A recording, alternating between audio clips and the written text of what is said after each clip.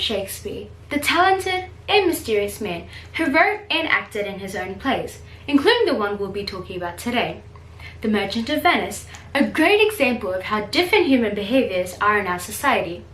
Whether we notice it at first glance while watching or reading William Shakespeare's legendary play, The Merchant of Venice. Shakespeare is able to portray the ideas and themes of human behavior so smooth we don't even notice it most of the time. Today, I'll be breaking down 3 important human behaviors that you can watch out for when reading The Merchant of Venice. These are racism, revenge, and love. Despite race, complexion, or religion, humans all have similar experiences and feelings inside. Shylock was arguing with Antonio and questioning him, as Antonio used to call Shylock names, but is now seeking for Shylock's help. Shylock says, "You call me cutthroat dog, misbeliever, and spat upon my Jewish garberdine, and all for use of that which is mine now." The technique of listing is evident in Shylock's words. This indicates how Shylock is using these examples to express a range of his emotions, such as sorrow or anger, which are feelings that all humans have inside of them. The words cutthroat dog and misbeliever are what made Shylock feel such way, as well as the action of Antonio spitting on his Jewish clothing, putting an emphasis on Jewish, as religion is a topic that often causes a stir between the two characters. Through this quote, the audience is able to see Shylock through a different perspective, as most of the time he's seen as the bad guy, but now we can empathize with him. Another scenario where we can see the characters going through a similar experience is when Bassanio invites Shylock over for dinner, and Shylock says, "I will buy with you, sell with you, talk with you, walk with you, and so following, but I will not eat with you, drink with you, nor pray with you." The use of the technique anaphora is evident, as the term "with you" is repeated throughout this quote. While in the last quote we were able to see Shylock as the victim of racism, we now see that Bassanio is also experiencing the same. Shylock states that he is willing to buy and sell with Bassanio, but to dine or pray with him would be impossible, as Jewish and Christians have different dietary needs and prayers. In other words, Shylock is willing to see Bassanio as nothing more than someone to do business with, which can cause Bassanio to feel sad or angry, as he needs a favor from Shylock, but cannot be seen as a friend by him. A similar type of racism is shown when Portia is talking about the Prince of Morocco to Nerissa. Portia says, "If he had the condition of a saint and the complexion of a devil, I had rather he should shrive me than wive me." By using this conditional clause, Portia shows the absurd amount of disgust she has for someone with dark complexion. When the Prince of Morocco enters the palace, the first thing he says is, "Mislike me not for my complexion," meaning he was aware and conscious about how Portia will not like him because of his color. Morocco then proceeds to explain the positives about his color and why he should not be seen low just to impress Portia.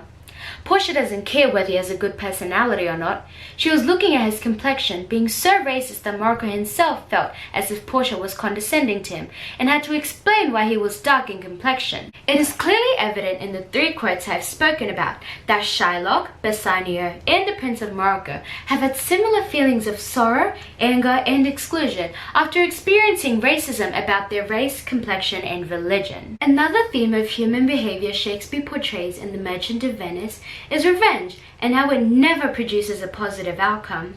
When Bassanio reintroduces Antonio to Shylock, he uses an illusion when Shylock says, "If I can catch him once upon the hip, I will feed fat the ancient grudge I bear him." This indicates that Shylock is still holding a long-held grudge against Christians that his ancestors have held.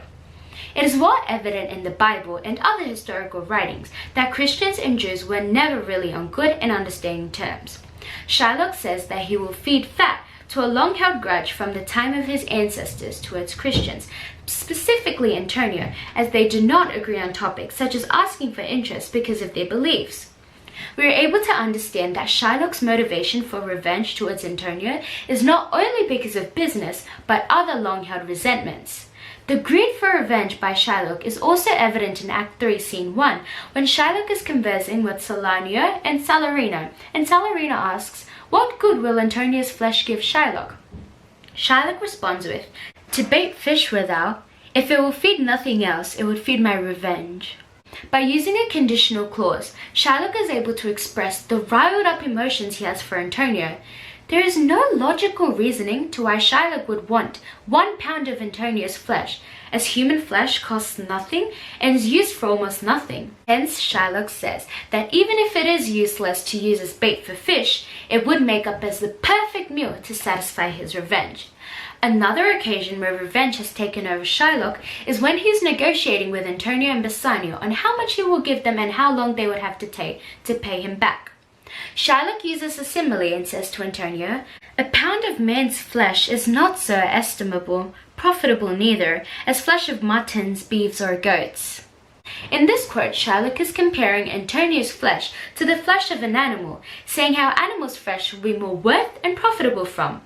To Antonio, Shylock makes it seem like he has nothing he could do with human flesh, while mentioned in the previous quote, the only reason for Antonio's flesh for Shylock is to use as revenge. It is quite obvious that if Shylock is to take 1 pound of flesh from Antonio, the rate of him surviving is pretty low, resulting in Antonio possibly dying. Was Shylock just brainwashing Antonio to his own death? Possibly, as Shylock is now blinded by the constant thought of obtaining revenge, while at the end, Shylock loses all that he has to Antonio and his daughter Jessica. Spoiler alert, revenge never produces a positive outcome. The final theme I'll be talking about today is love, and how it has blinded the characters within this play. Bassanio is about to choose a casket, trying to pick the one with Portia's picture in it. On his way, Portia uses an illusion when she says, "Now he goes with no less presents, but with much more love than young Alcides when he did redeem the virgin tribute, paid by howling Troy to the sea monster."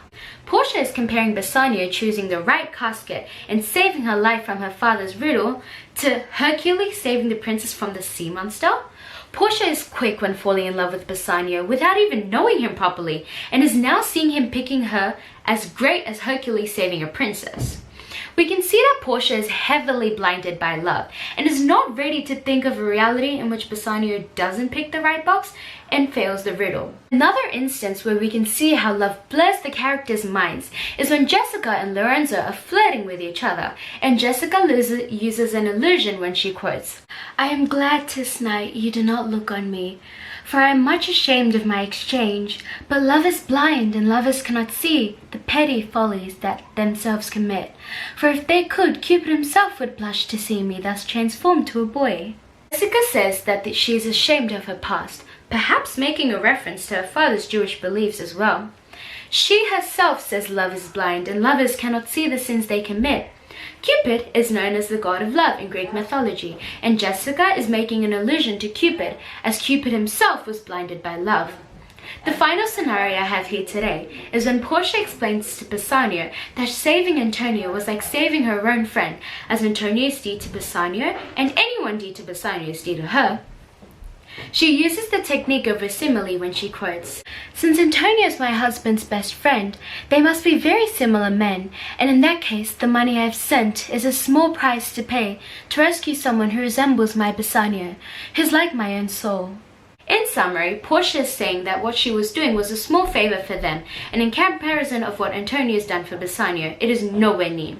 Portia is very quick with her words, often not stopping to think if they are actually coming from her heart. She's willing to disguise as someone to go save Antonio, who, to her, is her husband's dearest friend. But did Portia ever really love Bassanio, or was it just because of his looks and his riches? Despite not knowing each other very long, Portia is very open and willing to do anything for Bassanio, which is evident in many more scenes. All these scenarios are just a few examples of how love has blurred and blinded the eyes and hearts of naive lovers in The Merchant of Venice. It really is fascinating how someone can tie up all these stereotypes and human behaviors into one play. I myself would find it hard to believe if someone could do it even smoother than how Shakespeare did. The incorporation of ethnological traits such as racism, revenge, and love really helped us and future generations understand how they were portrayed in the times of Shakespeare. Now, for someone who hadn't experienced bullying and wasn't known for loving his wife, right? How can Shakespeare portray such feelings of a victim to racism or love? Was Shakespeare himself a racist? Or was he that good at wording someone's feelings? Well, that's up to you to decide. Stay tuned for next week's episode.